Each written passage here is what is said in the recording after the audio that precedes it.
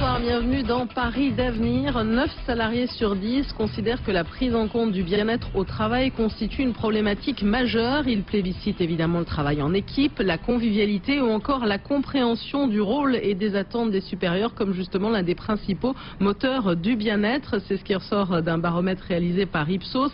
Alors cela ne vous a pas échappé, c'est la fête de l'entreprise aujourd'hui. J'aime ma boîte. Alors comme Paris d'avenir, c'est aussi la vie de bureau. Ce soir, on va parler du bien-être au travail. Jean-Claude Merlan, bonsoir. Vous êtes président fondateur du cabinet Merlan, cabinet de conseil en management. Alors, pour revenir justement, expliquer un peu mieux ce qu'on peut entendre par bien-être au travail, il y a un premier baromètre à peu près qui était sorti dans les années 2000, on va dire. Évidemment, alors, il y a le caractère un petit peu d'urgence qu'il y a eu autour de la notion de stress avec ce plan d'urgence. C'était il y a 2 ans sur la prévention des risques psychosociaux, après évidemment les suicides chez France Télécom. Un peu plus positif après en 2010, il y a ce rapport d'Henri Lachmann justement sur le bien-être, l'efficacité au travail. Alors, quelle notion on pourrait ressortir du bien-être au travail? Est-ce qu'on arrive à le percevoir? Vous parlez des chiffres et des baromètres. C'est quand même intéressant de reprendre l'historique des baromètres très rapidement d'Ipsos, qui a commencé en 2005. Voilà, c'est ça. Et qui effectivement met en avant une détérioration significative du bien-être travail tel qu'il est perçu par les collaborateurs et par les salariés. J'ai quelques chiffres par exemple. 33% disent, et c'est un concept qu'il faut définir, être souvent heureux au travail. Oui, c'est ça. Heureux au travail, 33%. Souvent. La majorité, plus de 50%, disent on est heureux mais de temps en temps. Et 10% disent on n'est jamais heureux au travail. Bon. D'un autre côté, il y a d'autres baromètres qui sont un peu plus positifs, donc on a du mal à déterminer exactement. Voilà. Vous avez 67% des cadres supérieurs, 67, alors que 67% qui disent on est heureux au travail. Donc la question c'est d'abord pourquoi on est heureux, pas heureux au travail.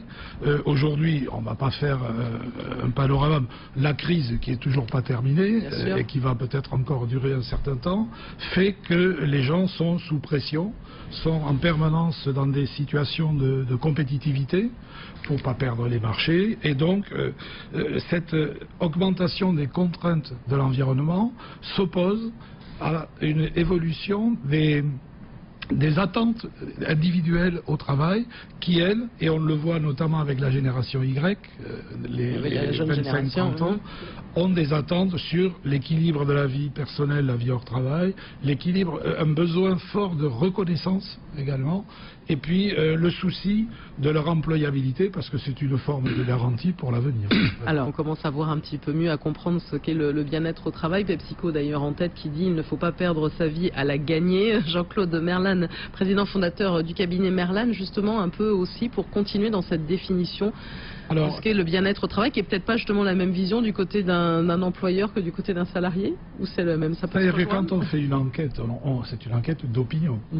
Et l'opinion, elle résulte d'un rapport que le salarié a avec le travail.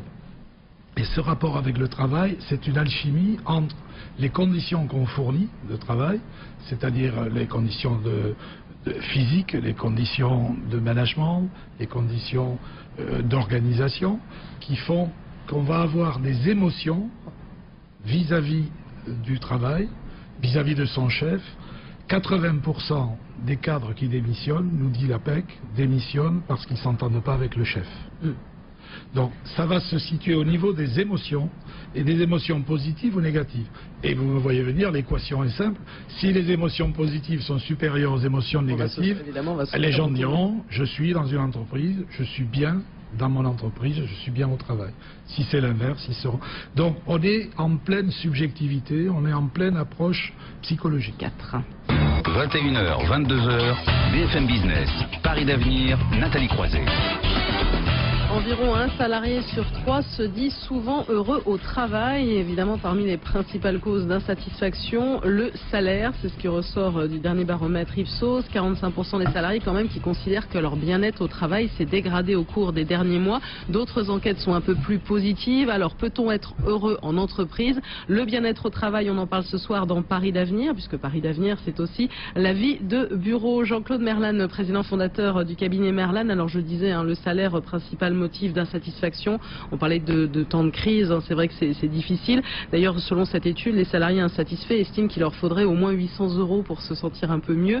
Donc malgré tout ce qu'on peut dire au niveau du bien-être au travail, tant que cette question aussi salariale ne sera pas réglée, ça sera quand même difficile. Depuis 50 ans, le salaire a été une variable neutre dans la motivation.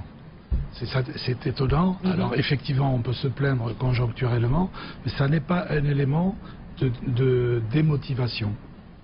Donc, ce qui est important, au-delà du salaire, c'est d'expliquer les règles du jeu. Et souvent, les salariés se plaignent du manque de clarté des règles du jeu en matière de gestion du personnel.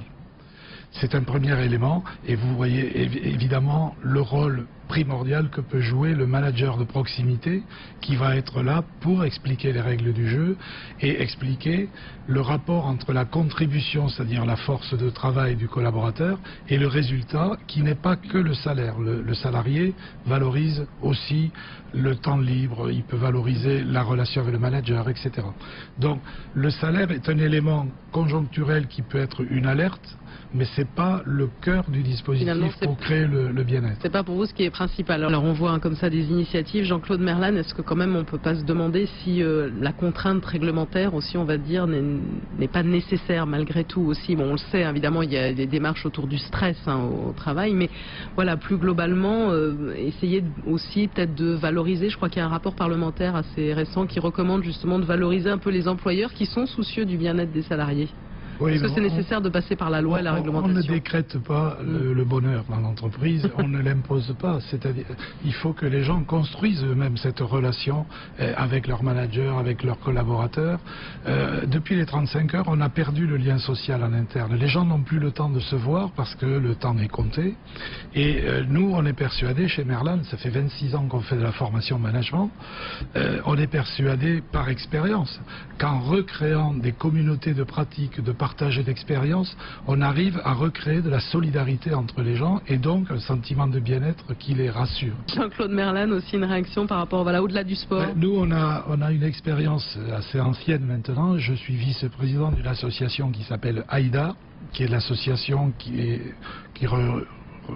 rassemble 110 entreprises et qui soutient l'Orchestre National du Capitole de Toulouse. Vous avez compris que j'étais toulousain à mon accent. Ça se voit, et à votre cravate. Et à la cravate du stade toulousain, voilà.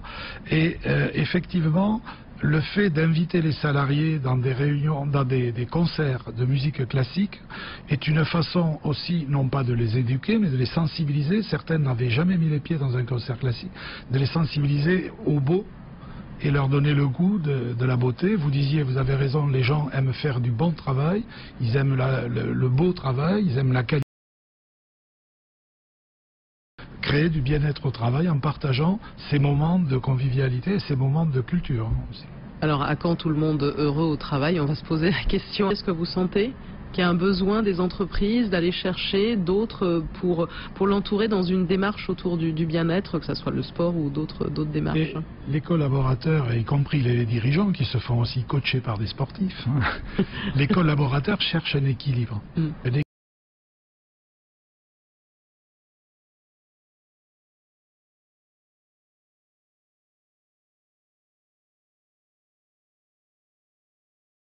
Justice, c'est un thème